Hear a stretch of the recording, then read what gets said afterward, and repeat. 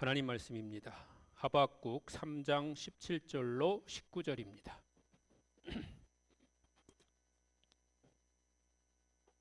구약성경 하박국 3장 17절로 19절까지의 말씀 함께 봉독하시겠습니다. 비록 무화과나무가 무성하지 못하며 포도나무에 열매가 없으며 감람나무에 소출이 없으며 밭에 먹을 것이 없으며 우리의 양이 없으며 외양간에 소가 없을지라도 나는 여호와로 말미암아 즐거워하며 나의 구원의 하나님으로 말미암아 기뻐하리로다. 주 여호와는 나의 힘이시라. 나의 발을 사슴과 같게 하사 나를 나의 높은 곳으로 다니게 하시리로다. 이 노래는 지휘하는 사람을 위하여 내 수금에 맞춘 것이니라. 아멘. 오늘 여러분과 함께 나눌 말씀은 하박국입니다. 하박국이 뭐냐 이렇게 생각하시거나 하박국이라는 이름을 처음 들어보시는 분들도 계실 겁니다. 그러나 오늘 들어봤으니까 이제 됐습니다. 우리가 어디 가서 그래도 좀 믿노라 했으면 하박국이라는 얘기가 나오면 성경에 있는 거구나 이 정도는 알아야 되는데 그거 무슨 국이냐고 이렇게 물어본다든지 이렇게 하면 얼마나 민망한 일이겠습니까? 성경에 하박국이란 성경이 있습니다. 그리고 이 하박국 성경은 하박국이라고 하는 인물의 이름을 따서 지은 것입니다. 그렇다고 하씨는 아닙니다. 그 나라 사람 하박국이라는 사람입니다. 근데 이 하박국은 성경의 분류로 말하자면 예언서입니다. 구약 성경을 내용적으로 구분하다 보면 여러 가지 구분이 될 수 있는데 그 중에서 예언서라고 구분되는 성경이 17권이 있습니다. 그 17권의 또 예언서는 대예언서와 소예언서로 그렇게 구분을 합니다.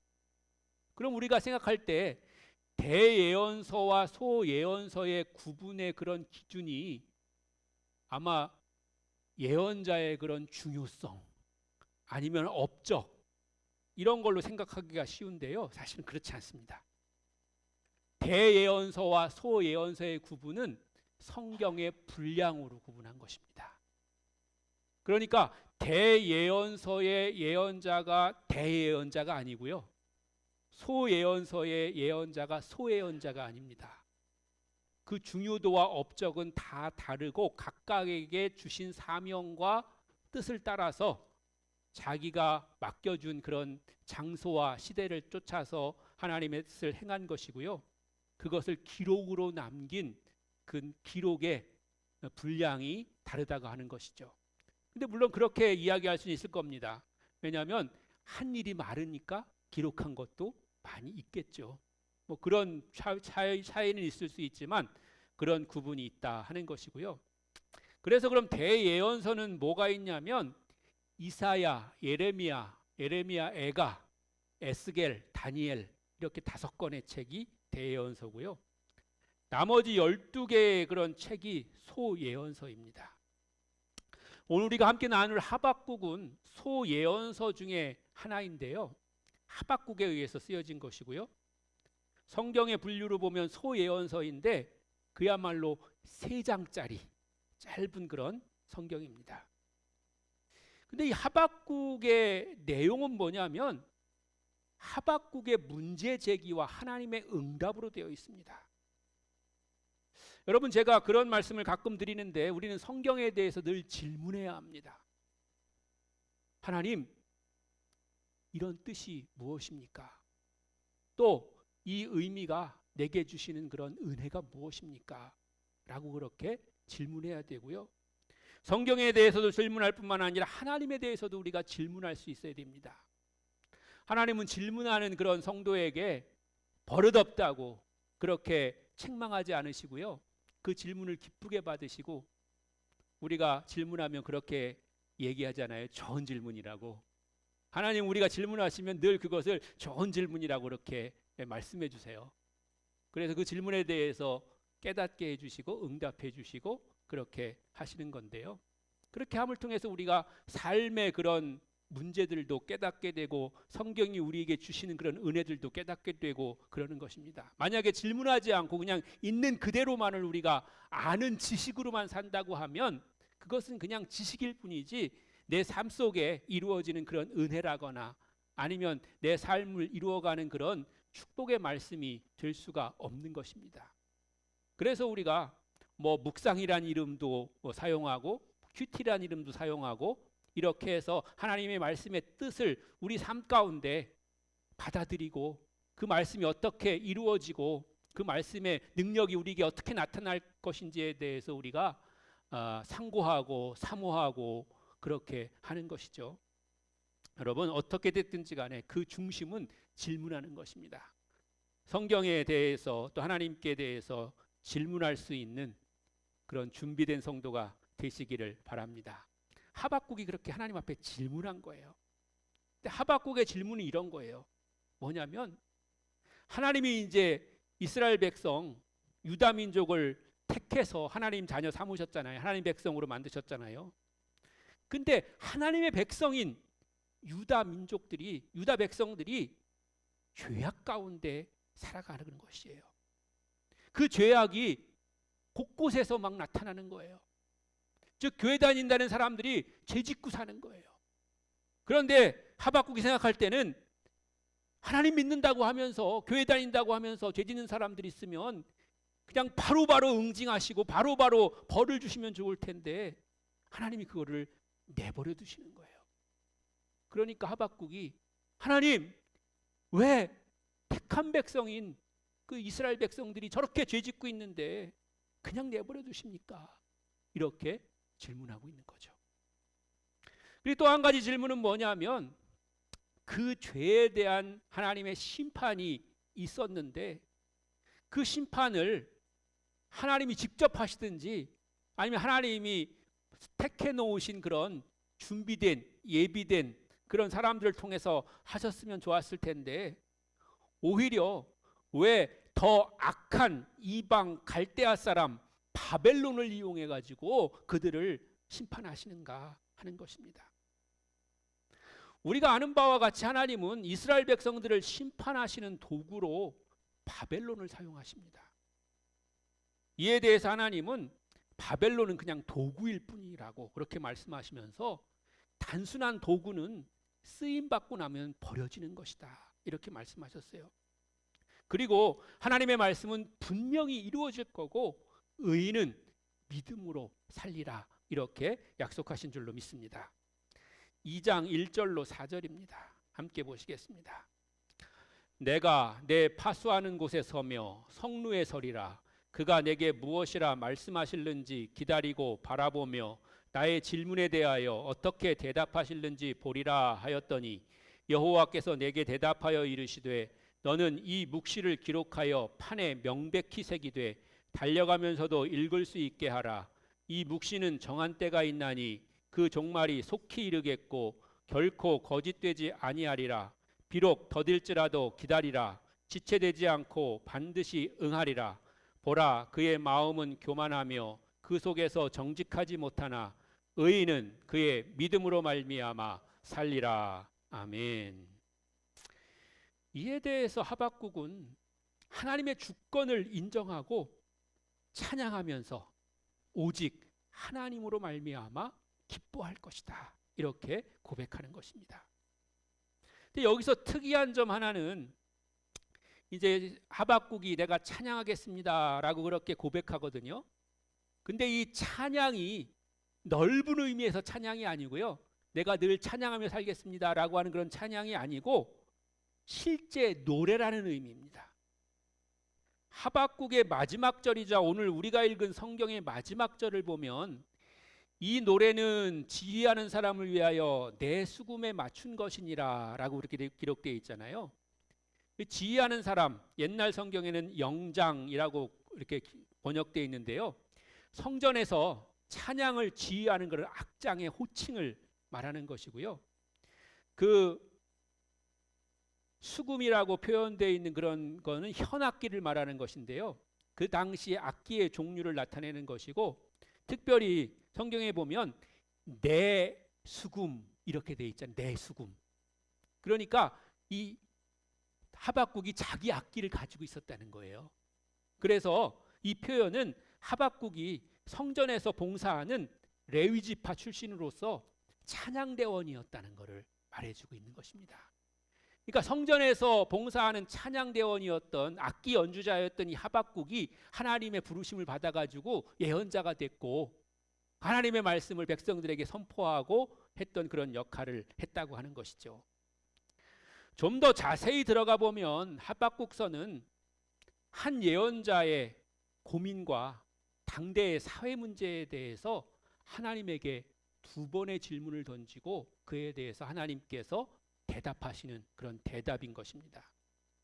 하박국의 첫 번째 질문은 당시 유대 예언자들을 통해서 경고하고 또 경고했음에도 불구하고 이스라엘 백성들이 회개하지 않고 더 큰 죄를 저지르고 있었다는 거예요. 백성들에게 모범을 보여야 될 그런 또 올바른 길로 인도해야 될 통치자였던 여호와김 왕은 오히려 무지한 자의 피를 흘리고 주의 종들을 잡아 죽이고 뿐만 아니라 하나님의 말씀이 적힌 두루마리를 갖다가 불태워버리고 막 그런 악행을 저질렀습니다. 이런 시대적 상황을 보면서 하박국은 저렇게 나쁜 놈들을 왜 하나님 징계하지 않으시는가? 왜 유대의 죄악을 징계하지 않으시고 또 의인들의 기도에 대해서 응답하지 않으시고 침묵하고 계시는가? 그렇게 하나님 앞에 묻고 있는 것입니다. 하박국의 질문에 대한 하나님의 대답은 무엇이었냐면 때가 되면 하나님이 심판하신다 하는 것이고요. 그 때가 됐을 때 사납고 조급한 민족인 바벨론을 심판의 도구로 사용해서 남유다의 악행들을 징벌하실 것이라고 그렇게 말씀하시는 것입니다. 그리고 또 하나의 대답은 바벨론 사람들 자신들이 하나님의 도구인 줄 모르고 깨닫지 못하고 자신들의 힘으로 남유다를 정복했다고 그렇게 생각하고 교만하게 하나님 앞에 범죄하는 그런 삶을 살아가는데 그들은 장차 심판을 받게 될 것이다. 이렇게 말씀하시는 겁니다. 우리도 사실 하나님 앞에 쓰임받고 하나님의 도구가 될 때가 있습니다. 그럴 때 우리가 가장 주의해야 될 것은 하나님 앞에 교만하는 것입니다. 내가 잘나서 그렇게 된 것 같이 생각하거나 아니면 내게 힘과 어떤 권력이 있어서 그런 일을 할 수 있었다고 그렇게 자만하고 교만하면 하나님은 그 쓰임이 다했을 때 버려지게 되는 것입니다. 하나님께 계속 쓰임받고 하나님의 자녀로 하나님의 백성으로 하나님 안에 복된 삶을 살려면 하나님 앞에 쓰임받는 것은 굉장히 복된 일이고 하나님께서 우리를 도우시는 그런 일인데 그때 겸손해야 되는 것이죠. 하나님께서 나를 도구로 쓰실 뿐입니다. 나는 하나님의 도구로 쓰임받을 뿐입니다. 라고 그렇게 겸손해야 되는 거죠. 날 좀 알아달라고, 날 좀 높여달라고 그렇게 하는 것은 하나님 앞에 교만한 것입니다. 실제로 이 예언은 남유다가 바벨론의 느부갓네살 왕에 의해서 멸망당했고요. 그 백성들이 포로로 잡혀가는 것을 통해서 이루어졌습니다. 결국에 유다의 범죄에 대해서 하나님께서는 침묵하셨던 것이 죄에 대해서 방관하시거나 아니면 그것을 용납하신 것이 아니라 그들의 죄가 심판할 때가 차기까지 기다리시는 것이고요.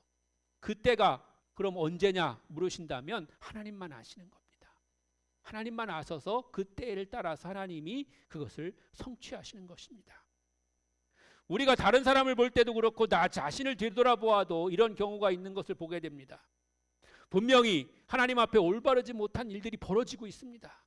그런데 하나님 왜 침묵하시는 것입니까? 그런 하나님이 정의로우신 하나님이십니까? 그렇게 우리가 묻게 되는 것이죠. 거기에 대한 대답은 죄가 쌓이고 심판의 때가 차기를 하나님 기다리고 계신다는 것이고요. 그리고 하나님은 때로 즉각적으로 심판하시진 않으시고 오래 참으시는 하나님이시라는 것을 우리에게 말씀해 주고 계시는 거죠. 베드로후서 3장 8절로 10절입니다. 같이 읽습니다. 사랑하는 자들아, 주께는 하루가 천년 같고 천년이 하루 같다는 이 한 가지를 잊지 말라.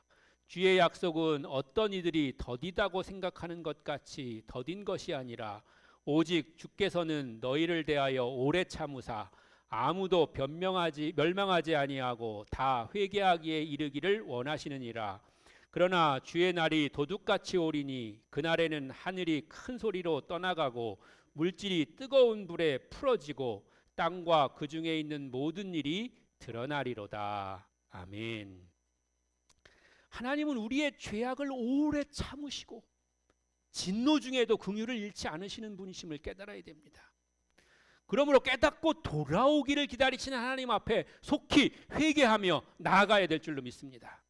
뿐만 아니라 우리를 어렵게 하는 대적자들에게도 때가 이르면 분명한 하나님의 심판이 있게 될 것을 믿고 기다리시길 바랍니다.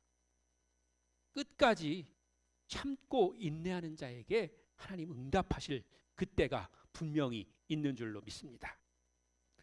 바벨론을 통해서 유다를 심판하시겠다는 하나님의 답변에 대한 하박국의 두 번째 질문은 왜 하필이면 남유다보다 더 악하고 하나님을 모르는 이방 민족인 바벨론을 들어서 하나님의 택한 백성을 심판하려고 하시는가 하는 것입니다. 거룩하고 의로우신 하나님께서 악한 세력을 사용해서 일하신다는 것이 하박국인 전혀 이해되지 않았습니다. 더군다나 바벨론을 통해서 남유다를 심판하신다는 것은 하나님이 그의 백성들을 택하시면서 내가 원수들로부터 너희들을 보호해 주겠다, 지켜주겠다, 함께 해주겠다 이렇게 약속하셨는데 그 약속과도 맞지 않는 것이기 때문에 더욱더 그렇습니다. 여기에 대한 하나님의 대답은 택한 민족인 유대를 징벌하기 위해서 잠시 악한 도구를 사용할 뿐이지 악인은 결코 승리하지 못하고 망하게 될 것이라고 하는 것입니다. 그러므로 십계명을 돌판에 새긴 것처럼 하나님의 계시를 판에 명백히 새기라는 것입니다. 그 이유는 누구든지 읽을 수 있고 영원히 그것이 지워지지 않아야 된다는 것입니다. 하나님의 그 뜻이 변하지 않는다는 뜻입니다. 그리고 그걸 전달하려고 가는 그런 사람들이 뛰어가면서도 급하게 뭔가를 전달하려면 막 뛰어가야 되잖아요. 뛰어가면서도 읽을 수 있을 정도로 그 글이 명확해야 된다는 것입니다. 하나님의 약속은 분명하며 변치 않으신다는 사실을 깨달으시길 바랍니다. 하나님의 모든 예언과 계시는 그래서 어느 정도 인내를 요구하고요, 성취할 때를 기다려야 되는 경우가 대부분입니다. 사람들은 예언이 속히 이루어지길 원합니다. 하나님이 송구영신 예배 때 우리에게 뭔가 이렇게 말씀을 주시잖아요. 약속한 그 말씀이 막 그냥 그 다음 날 아니면 1월 달에 막 이루어지고 막 이러길 우리는 원하죠.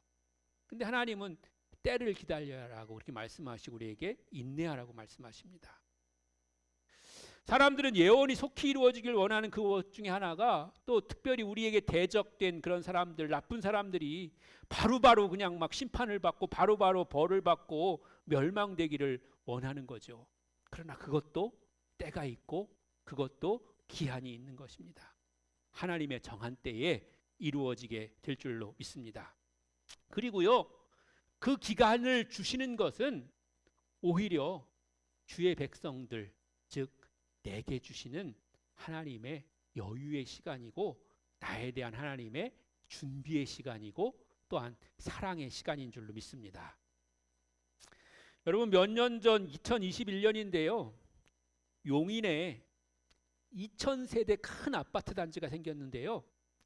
진입로가 없다는 뉴스가 난 적이 있어요. 정문이 세워졌는데 그 정문 앞에 이렇게 진입로 길이 생겨야 되잖아요. 바로 앞에 150m 높이의 산이 있는 거예요. 진짜로 그냥 정문이 딱 생겼으면 그 앞에 바로 산이에요. 좀 떨어진 것도 아니고.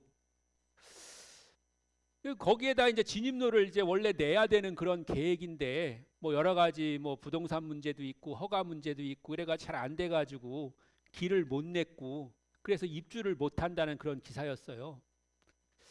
갑자기 그 생각이 나서 그게 제가 찾아봤어요. 어제 어떻게 됐나 해서요. 아직도 길을 못 내고 3년째 입주를 못하고 방치돼 있어요. 지금도 그 산이 그대로 있어요. 그래서 기사를 다시 찾아보니까 올해 겨우 방법을 좀 찾으려고 지금 노력하고 있고, 대체 도로를 내려고 준비 중이어서 이제 허가를 내고 공사를 하고 뭐 이렇게 하면 내년에나 가서 입주가 이제 된다고 합니다. 그러니까 4, 5년이 지난 다음에 입주가 되는 거죠. 왜 제가 이 생각을 했냐면 그 비슷한 예화를 제가 준비하려고 하다가 생각이 난 거예요. 어떤 사람이 집을 장만했어요. 근데 집을 장만했는데 하필이면 집 문 앞에 큰 바위가 있는 거예요.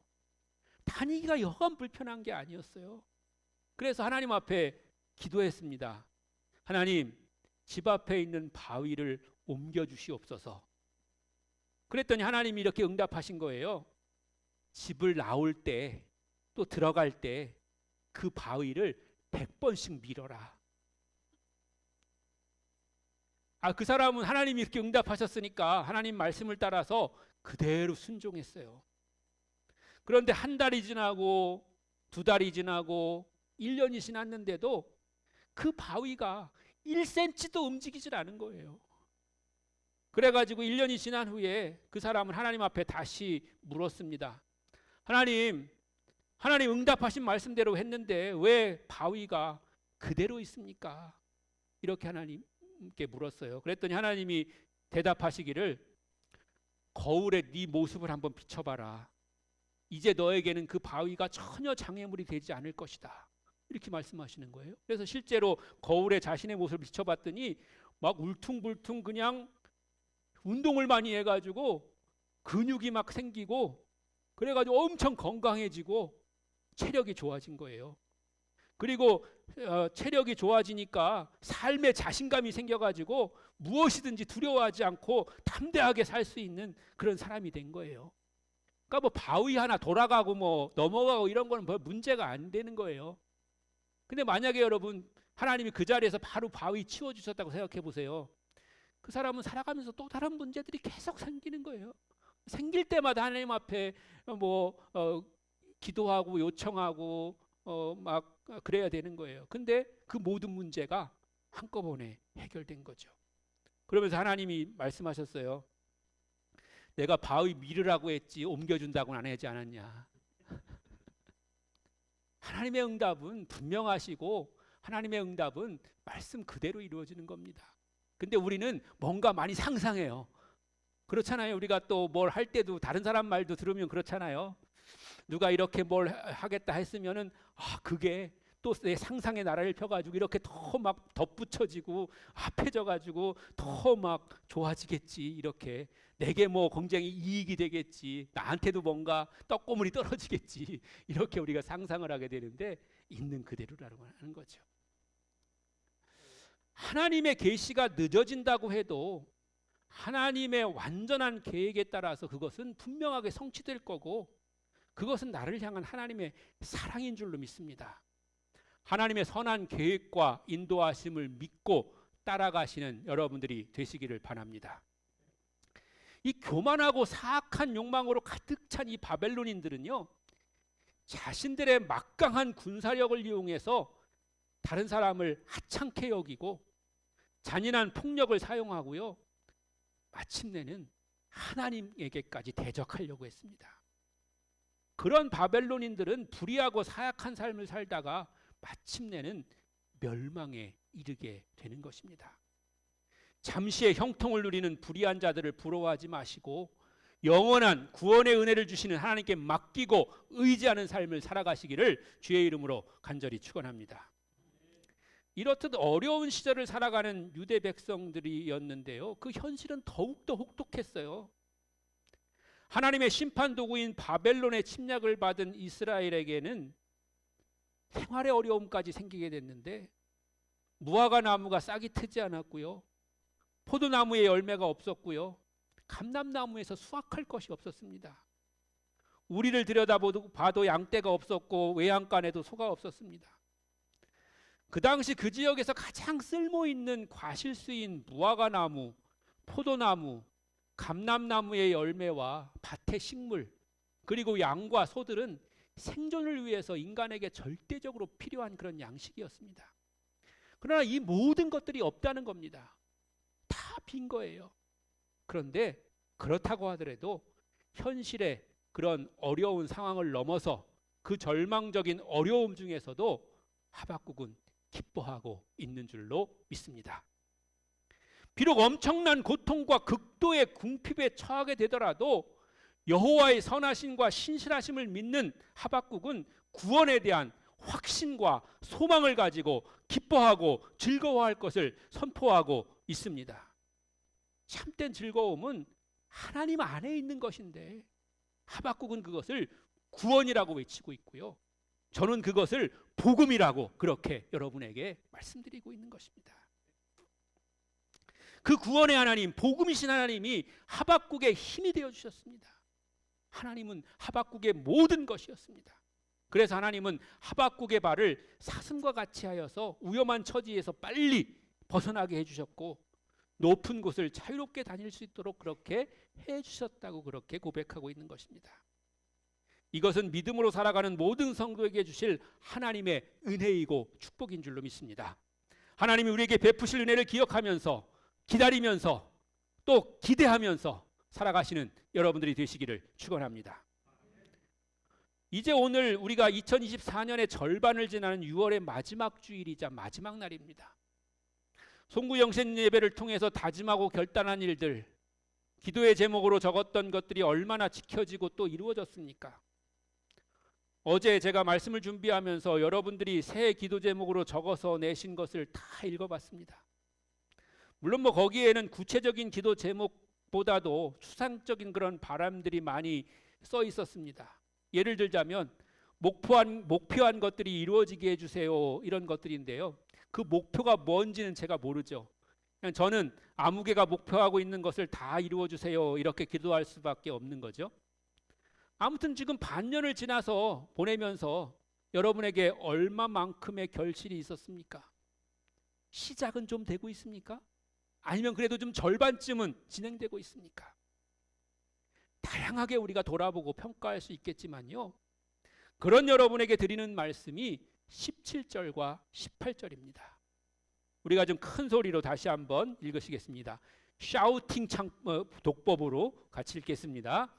비록 무화과 나무가 무성하지 못하며 포도나무에 열매가 없으며 감람나무에 소출이 없으며 밭에 먹을 것이 없으며 우리의 양이 없으며 외양간에 소가 없을지라도 나는 여호와로 말미암아 즐거워하며 나의 구원의 하나님으로 말미암아 기뻐하리로다. 아멘. 그런 거예요. 우리에게 기뻐하라고 말씀하시는 거예요. 우리가 적어낸 기도 제목이 아직 시작되지 않았어도, 지금 반쯤밖에 안 됐어도 기뻐하라는 거예요. 그게 바로 하박국이 오늘 우리에게 주시는 말씀입니다. 그리고 이제 새로운 반년인 7월이 내일부터 시작됩니다. 이제까지가 준비와 인내의 기다림의 기간이었다면 이제부터 결실의 기간이 되시기를 축복합니다.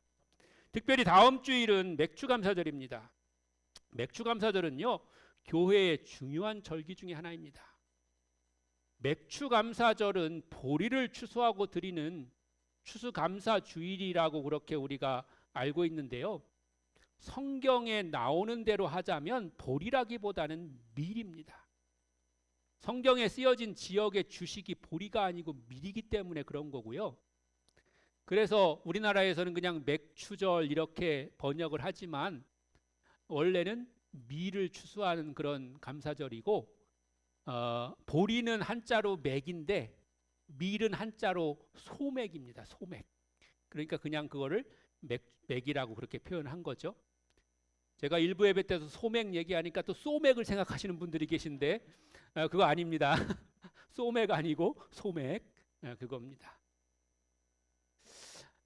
이제 그런 절기가 이제 맥주감사절이거든요. 그런데 우리가 그 날짜도 사실은 조금 틀려요.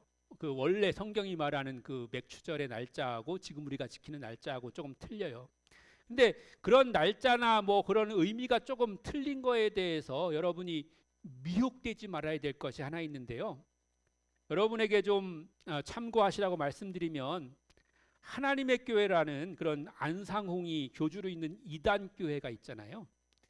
그 이단 교회는 성경에 나오는 절기를 정확하고 철저하게 지킨다고 해가지고요. 오늘날 우리가 지키지 않는 구약에 있는 절기들을 막 다 지킨다고 그렇게 선전을 해요.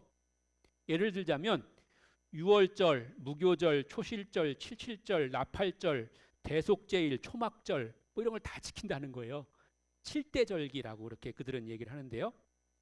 물론 그게 뭔지는 우리가 다 알잖아요. 그리고 그게 무슨 의미인지 알고 그 의미를 따라서 우리가 어떻게 하나님 말씀과 뜻대로 살아야 될지를 아는 거잖아요. 근데 지금 우리가 출애굽할 것도 아닌데 6월절 절기를 굳이 지켜야 될 이유는 없는 거잖아요. 그런 어려움 속에서 하나님이 우리를 구원하시고 지키셨다는 걸 알면 되고, 그런 상황이 왔을 때 우리가 그것을 깨닫고 순종하면 되는 거거든요. 구약 성경에 나오는 것이지만 현대를 살아가는 우리에게 꼭 필요한 것이 아닙니다. 하나님의 말씀인 성경의 의미가 변화가 없는 것은 분명한 사실이고, 또 그것을 우리가 지켜야 되는 것은 분명한 사실이지만, 성경이 쓰여진 시대와 장소와 사람이 다르기 때문에 그것을 있는 그대로 꼭 지켜야 한다는 것은 억지일 수가 있고요. 그럴 이유도 없을 뿐만 아니라 하나님도 원하시지 않으실 것입니다. 왜냐하면 구약에 동물 제사를 드렸다고 해서 오늘날 우리가 동물 제사를 드리지 않는 것과 같은 것입니다. 그런데 그 의미는 우리가 다 알고 깨닫고 우리가 그 의미대로 살아가게 되는 것이잖아요. 그래서 저는 맥추절이 7월 첫째 주인 것이 개인적으로는 참 좋습니다. 1년에 반을 보내면서 뒤돌아볼 수 있고 또 감사할 수 있고 다시 반년을 시작하면서 결단하는 그런 준비하는 계기가 되기 때문에 그런 것입니다. 특히 내일부터 7월을 맞이하면서 집중 새벽 기도회가 시작되잖아요. 반년을 시작하면서 여러분 일주일만이라도 새벽 시간에 하나님 앞에 그 시간을 드려보시길 바랍니다. 월요일부터 금요일까지 집중 기도회로 드리시고요. 토요일은 온가족 기도회 겸 월상 예배입니다. 그러면 또 어떤 분은 월상 예배는 1일 날 드리는 거 아니냐 이렇게 하시는 분도 계시는데 맞습니다. 그러나 여러 가지 형편상 주중에 교회에 못 나오시는 분들을 위해서 토요일에는 그래도 시간을 내실 수 있는 분들이 있기 때문에 토요일을 월상 예배로 드리는 것입니다. 그래도 나는 1일 날 꼭 드려야 되겠다. 그런 분들이 1일 날 나와서 드리시면 되는 거예요. 그리고 우리가 집중 기도의 기간이 다 1일 날 1일이 포함되어 있습니다. 그렇기 때문에 그 1일 날 나와서 드리시면 되고요. 만약에 나는 그런 의미 때문에 꼭 1일 날은 나온다 새벽 기도 그런 분이 있으면 얼마든지 환영이고요. 내가 그분들을 위해서 특별히 기도해 드리겠습니다. 그렇게 한 주간 기도하면서 돌아보시고 새로운 결단과 계획을 하시고 또 오늘 여러분에게 헌금 봉투를 나눠드렸을 텐데 거기에다가 감사의 내용을 적으시고 또 새로운 반년을 시작하는 기도 제목도 적으시고 헌금도 정성껏 준비하시고 그래서 다음 주일 맥추절로 지키시기를 바랍니다. 6월 마지막 주일 마지막 날을 보내시고 7월을 맞이하시는 사랑하는 성도 여러분, 여러분의 반년을 돌아보시고 그간 함께 하셨던 하나님 그리고 이후로도 함께 하실 하나님께 감사하시기를 바랍니다. 그리고 지금 당장 성과나 열매가 없더라도 하박국의 고백과도 같이 여호와 안에서 기뻐하고 내 구원의 하나님 안에서 즐거워하시기를 바랍니다. 하나님의 말씀과 약속은 한치도 변함이 없으실 줄로 믿습니다. 그분께 맡기시길 바랍니다. 이제 시작하는 반년도 하나님께서 축복하실 것입니다. 믿음 안에서 복음으로 행복한 교회, 행복한 성도가 되시기를 주님의 이름으로 다시 한번 간절히 축원합니다. 찬송하시겠습니다.